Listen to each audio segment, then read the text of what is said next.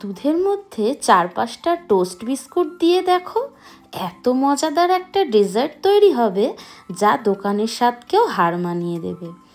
এই আইসক্রিমটায় না জমবে কোনো রকম আইস ক্রিস্টাল, তার একটা দারুণ টিপস দেব। তো এই আইসক্রিমটা কিভাবে তৈরি করেছিলাম সেটাই তোমাদের সাথে আজকে আমি শেয়ার করব। নমস্কার সবাইকে, আমার এই রান্নাঘরে তোমাদের সবাইকে স্বাগত জানাই। প্রথমে একটা কড়াইয়ের মধ্যে আমি একটু জল দিয়ে নেব, আর তার মধ্যে দিয়ে দেবো 1 লিটার দুধ। জলটা খুব সামান্য দিয়েছিলাম, জাস্ট 1 টেবিল চামচ মতন। জলটা এই কারণেই দিয়েছিলাম যাতে দুধটা জাল দেওয়ার সময় পাত্রের নিচে দুধ আটকে না যায়। তারপর দুধটাকে একটু ঘন করে নিতে হবে জাল দিয়ে দিয়ে। আর জাল দেওয়ার সময় পাত্রের গায়ে যে সরগুলো আটকাবে সেগুলোকে চামচ বা হাতার সাহায্যে একটু করে ছাড়িয়ে ছাড়িয়ে দিতে হবে, তাহলে কিন্তু দুধের টেস্টটা ভালো হবে। আর তারপর এর মধ্যে দিয়ে দিতে হবে 4 থেকে 5টা টোস্ট বিস্কুট। আর তারপর দিয়ে দিলাম চিনি। আমি এখানে 1 কাপ চিনির থেকে একটু কম চিনি ব্যবহার করেছি। তোমরা তোমাদের নিজেদের পছন্দ মতন মানে স্বাদ মতন চিনিটাকে বাড়িয়ে বা কমিয়ে নিতে পারো। আর এই যে এখানে বিস্কুটটা আমি ব্যবহার করেছি, এটা সুজি টোস্ট, এর মধ্যে কোনো রকম ফ্লেভার নেই। নর্মাল একটা সুজি টোস্ট, একটু ভালো কোয়ালিটির টোস্টটা এখানে ব্যবহার করলে ভালো হয়। তারপর এই দুধের মধ্যে টোস্ট বিস্কুটটা ভালো করে যখন মিশে যাবে আর সাইডে দেখবে একটু সর জমে যাবে, সেগুলোকে একটু হাতার সাহায্যে আমি ছাড়িয়ে ছাড়িয়ে দিচ্ছিলাম। তারপর যখন ভালো করে মিশে যাবে গ্যাস অফ করে ঠান্ডা করে নেব। আর একটা ক্যারামেল তৈরি করব, তার জন্য একটু চিনি মানে 1/4 কাপ মতন চিনি একটু ক্যারামেল করে নিতে হবে যাতে পুড়ে না যায়। তারপর এর মধ্যে দিয়ে দেবো 4 থেকে 5টা কাজু বাদাম আর 8 থেকে 10টা আমন্ড। তারপর দিয়ে দেবো একটু বাটার দিয়ে এটাকে একটু ক্যারামেলটা যেন খুব লো আঁচে করতে হবে। যখন এইভাবে হয়ে যাবে একটা পাত্রের মধ্যে ঢেলে নেব। চাইলে পাত্রের গায়ে একটু তেলও দিয়ে নিতে পারো, সরি তেল দেবে না, একটু বাটার দিয়ে নিতে পারো, তবে না দিলেও কোনো সমস্যা হয় না।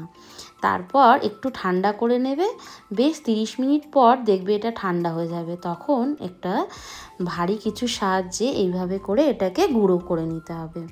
এই ক্রাঞ্চটা আমি কিন্তু আইসক্রিমে ব্যবহার করব। এটা দেওয়ার ফলে আইসক্রিমের যে ক্রাঞ্চি একটা ভাব ওটা যে মুখে পড়বে আইসক্রিম খাওয়ার সময় দুর্দান্ত লাগবে। আর দেখো এটাও ঠান্ডা হয়ে গেছে, একদম রাবড়ির মতন এর টেক্সচারটা তৈরি হয়েছে। এটাকে নিয়ে নেব একটা মিক্সিং জারের মধ্যে। মিক্সের বড় পাত্রটাই ব্যবহার করেছি, তার মধ্যে পুরো মিশ্রণটাই আমি নিয়ে নেব। এরপর এর মধ্যে একটু আইসক্রিমের কালারটা একটু ক্রিমি ভাব করবার জন্য জাস্ট 1 চিমটে হলুদ দিয়েছি। তোমরা চাইলে রঙেরও ব্যবহার করতে পারো বা হলুদটা স্কিপও করে যেতে পারো। এর ফলে কালারটা দেখো কত সুন্দর হয়েছে, কিন্তু হলুদের কিন্তু কোনো রকম গন্ধ হবে না, জাস্ট 1 চিমটে যেহেতু ব্যবহার করেছি। এরপর আমি নিয়ে নেব একটু ফ্রেশ ক্রিম। এটা আমুলের ফ্রেশ ক্রিম ব্যবহার করছি। আমি এখানে 1/2 কাপ মতো নিয়ে নিয়েছি। এমন কোনো ব্যাপার নেই যে 1/2 কাপই নিতে হবে, এর থেকে বেশি বা কম বাড়িয়ে কমিয়ে নেওয়া যেতে পারে। তারপর এটাকে একটু ফেটিয়ে নেব। আর এটাকে ফ্রেশ ক্রিমটাকে আমি একটু ফ্রিজের মধ্যে 2-3 ঘন্টা রেখে দিয়েছিলাম, খুব ভালো করে ঠান্ডা করে নিয়েছি, কারণ যাতে এটা যখন ফেটাবো তার ফলে খুব ভালো এটা ফ্লাফিভাবে তৈরি হতে পারে। আর এটাকে কিন্তু এই কাজটা একদমই মিক্সার জারের মধ্যে কিন্তু করতে যাবে না, এইভাবেই হুইস্কারের মাধ্যমে ফেটিয়ে নিতে হবে।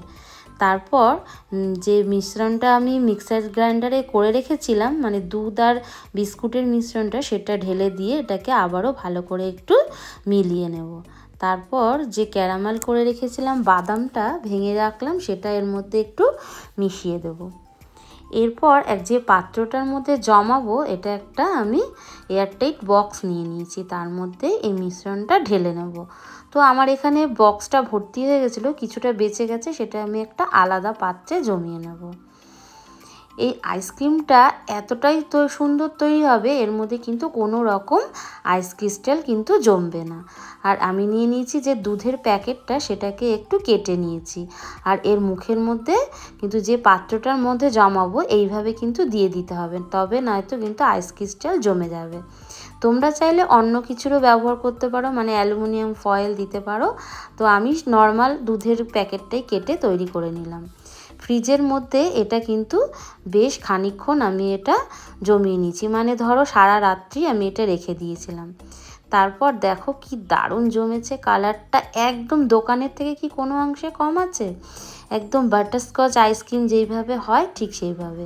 এবার আমি যে চামচটা দিয়ে স্কুপ করব সেটাকে একটু গরম জলের মধ্যে ডুবিয়ে নিলাম। তার ফলে কি হবে বলো তো, যখন আমি আইসক্রিমটাকে এইভাবে স্কুপ করব সহজেই কিন্তু স্কুপ করে নিতে পারবো, কোনো রকম কোনো অসুবিধা হবে না। এত দুর্দান্ত তৈরি হয় না। আশা করি আমার এই রান্নাটা তোমাদের নিশ্চয়ই ভালো লাগবে। আর ভালো লাগলে আমাকে অবশ্যই একটু কমেন্ট করে জানিও। তোমাদের অসংখ্য অসংখ্য ধন্যবাদ আমার এই রেসিপিটা এতক্ষণ ধরে দেখবার জন্য।